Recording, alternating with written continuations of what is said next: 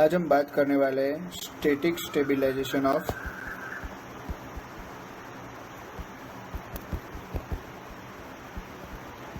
Shoulder joint के बारे में। ठीक है, you all know glenohumeral joint is a ball and socket type of joint. Okay, ball and socket type of joint, you all know about this. Okay, so what is static stabilization and why it is important in glenohumeral joint?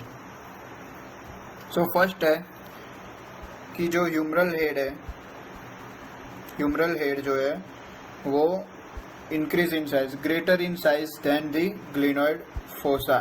Okay, which makes joint highly incongruent. ठीक है, glenoid fossa से जो humeral head है वो बहुत ही large है, उसकी वजह से जो है इनकॉन्ग्रुएंसी बढ़ जाती है। ठीक है, इनकॉन्ग्रुएंसी इंक्रीज हो जाती है।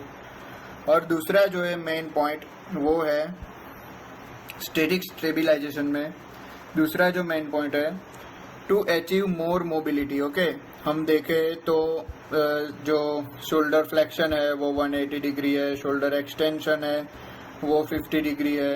ठीक है, और अबडक्शन अडक्शन भी अराउंड 180 डिग्री है। ठीक है, तो टू मोर मोबिलाइजेशन, मोबिलिटी अगर ज़्यादा है तो क्या होगा, स्टेबिलिटी डिक्रीज हो जाएगी। ओके, स्टेबिलिटी डिक्रीज होगी, अगर मोबिलिटी ज़्यादा है तो स्टेबिलिटी डिक्रीज होगी। ठीक है, ये दो मेन रीज़न की वजह से जो है स्टैटिक स्टेबिलाईजेशन बहुत ही ज़रूरी है। हमने देखा कि दो मेन रीज़न है। फर्स्ट तो है कि ह्यूमरल हेड जो है वो लार्ज है, ह्यूमरल हेड जो है वो लार्ज है, उसकी वजह से स्टेबिलिटी डिक्रीज हो रही है। सेकंड जो है मोबिलिटी की वजह से स्टेबिलिटी डिक्रीज हो रही है। ठीक है, तो स्टेबिलाइज तो रखना पड़ेगा जॉइंट को। तो क्या बोनी कंपोनेंट से स्टेबिलिटी प्रोवाइड होगी? सिर्फ बोनी कंपोनेंट से स्टेबिलिटी प्रोवाइड होगी? क्या लगता है? तो bony component can't stabilise the joint. Okay, और इसकी वजह से जो स्टैटिक स्टेबिलाईजेशन है वो कहाँ से आता है? तो वो जो स्टैटिक स्टेबिलाईजेशन है वो कनेक्टिव टिश्यू के साथ स्टैटिक स्टेबिलाईजेशन आता है। किसके साथ? जो भी सराउंडिंग कनेक्टिव टिश्यू है उसके साथ स्टैटिक स्टेबिलाईजेशन होता है। ओके, अब शुरू करते हैं आज का टॉपिक जो है स्टैटिक स्टेबिलाईजेशन। तो व्हाट इज स्टैटिक स्टेबिलाईजेशन क्या है? तो जब हमारा शोल्डर, हमारा ह्यूमरस जो है, ओके, हेड ऑफ ह्यूमरस जो है ये है स्कैपुला एंड ये है हेड ऑफ ह्यूमरस। ओके, हमारा ह्यूमरस जो है इन रेस्टिंग पोजीशन में है। रेस्टिंग पोजीशन में जब हमारा ह्यूमरस है, when it is in side way, okay, side में जब है तब हमारा ह्यूमरस का जो भी स्टेबिलाईजेशन प्रोवाइड होती है वो स्टैटिक स्टेबिलाईजेशन प्रोवाइड होती है। ठीक है, एक सिनारियो है, this is scapula, this is head of the humerus. Okay, so static stabilization, resting position, gravity pulls humerus in downward direction. ठीक है, and if this force is not balanced, it can pull humerus to the downward direction and it will cause to inferior translation of the humerus. Okay, तो इसका counter force कौन करेगा? तो इसका counter force जो है वो रोटेटर इंटरवल कैप्सूल के साथ आएगा। रोटेटर इंटरवल कैप्सूल जो है वो काउंटर फोर्स बैलेंस करेगा। Okay, which produce tension to balance gravity. तो कैसे होगा? तो रिजॉल्व फोर्स जो है ग्रेविटी G और जो RIC का जो रिजल्टेंट फोर्स है, ठीक है, जो रिजल्टेंट फोर्स है, रिजल्टेंट फोर्स FR, ये जो रिजल्टेंट फोर्स है ये कंप्रेस करेगा ह्यूमरल हेड को अंदर की साइड। ठीक है, और इसकी वजह से क्या होगा? It will prevent the inferior translation of the humerus. Okay, जो रिजल्टेंट फोर्स है उसकी वजह से क्या होगा? तो ह्यूमरल हेड जो है वो अंदर कंप्रेस होगा और उसकी वजह से प्रिवेंट होगा inferior translation of the humerus. अब RIC जो रोटेटर इंटरवल कैप्सूल है उसमें कौन कौन से कंपोनेंट है, कमेंट करके ज़रूर बताइए। ये जो रिजल्टेंट फोर्स R है वो क्या करता है, तो ये जो रिजल्टेंट फोर्स R है वो पैसिव स्टेबिलाइजेशन प्रोवाइड करता है। ठीक है, रिजल्टेंट फोर्स R जो है वो पैसिव स्टेबिलाइजेशन प्रोवाइड करता है। तो क्या सिर्फ RIC की हेल्प की वजह से जो है ह्यूमरल हेड जो है वो इंफीरियर ट्रांसलेशन से प्रिवेंट होगा? क्या लगता है कि सिर्फ RIC जो है वो अकेला वर्क करेगा? अगर तो क्या होगा, ज़्यादा एनर्जी जो है वो कंज्यूम करनी पड़ेगी। तो क्या होगा, तो stabilisation is not enough with rotator cuff interval. ठीक है, तो क्या होगा, तो इसके साथ साथ नेगेटिव इंट्रा आर्टिकुलर प्रेशर जो है, नेगेटिव इंट्रा आर्टिकुलर प्रेशर जो है उसकी हेल्प की वजह से भी जो है वो ह्यूमरल हेड जो है वो पुल रहेगा अंदर की side.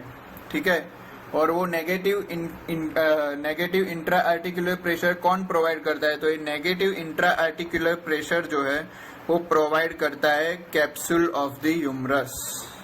Okay, it's air tight capsule. Capsule कैसा है, तो कैप्सूल है एयर टाइट कैप्सूल है, एयर टाइट कैप्सूल है जो नेगेटिव प्रेशर प्रोवाइड करता है and it will pull humeral head in upward direction and provide stability to humerus.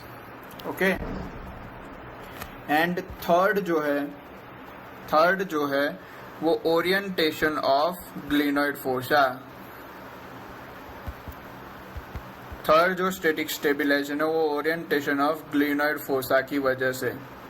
तो हमने देखा था कि ह्यूमरल जो स्कैपुला का जो ओरिएंटेशन है वो थोड़ा अपवर्ड इन डायरेक्शन है। Okay, tilted in upward direction, because of that the humeral head can not move in inferior direction. Okay, तो ये जो फैक्टर है ये भी जो है वो हेल्प करता है स्टेबिलाइजेशन में। अब देखते हैं एक अलग सिनारियो जिसमें क्या है कि आपने अपने रेस्टिंग पोजीशन में आर्म पे कुछ लोड, फॉर एग्जांपल वेट कफ बांध दिया है आर्म में या फिर डंबल पकड़ लिया है, तो स्टैटिक स्टेबिलाइजेशन जो है वो क्या, glenoid fossa, negative intraarticular pressure और जो है वो पैसिव स्टेबिलाइजेशन जो रिजल्टेंट फोर्स से जो आया रोटेटर इंटरवल कैप्सूल से, क्या ये तीन जो है वो स्टेबिलाइजेशन प्रोवाइड कर सकता है?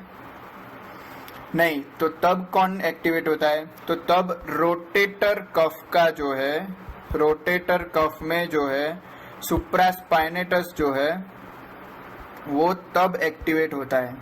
ठीक है, जब कोई लोड आपके हाथ में हो तो सुप्रास्पाइनेटस जो है वो एक्स्ट्रा स्टेबिलिटी प्रोवाइड करता है। ठीक है, इस कारण की वजह से जब पैरालाइज पेशेंट जो होता है, जिसका पैरालिसिस हो गया है, ठीक है, हेमीप्लेजिया का पेशेंट जो रहता है उसका ह्यूमरल हेड डिसलोकेशन मोर है, because all muscles are in paralyse position. Okay, and if supraspinatus also in only supraspinatus is in paralyzed position, तो भी स्टेबिलाइजेशन जो है वो अफेक्ट करता है। तो कैसे अफेक्ट करता है, तो होगा stress strain curve. Stress strain curve के हिसाब से जो भी काम करेगा, जो पुल करेगा रोटेटर इंटरवल कैप्सूल है और उसके साथ साथ जो कैप्सूल का नेगेटिव इंट्राआर्टिकुलर प्रेशर है, तो क्या होगा, तो बाद में जो है वो प्लास्टिक पोजीशन में पहुंच जाएगा। एक टाइम ऐसा आएगा कि वो प्लास्टिक पोजीशन में पहुंच जाएगा और उसकी वजह से जो क्या है स्टैटिक स्टेबिलाइजेशन जो है वो प्रोवाइड नहीं होगा और उसकी वजह से जो पैरालाइज्ड पेशेंट है उसमें ह्यूमरल हेड का डिसलोकेट होना बहुत ही कॉमन है। ओके, तो अगर वीडियो अच्छी लगी है तो वीडियो को लाइक कीजिए, अपने दोस्तों के साथ शेयर कीजिए, और अगर चैनल पे नया है तो चैनल को सब्सक्राइब करना मत भूलिए।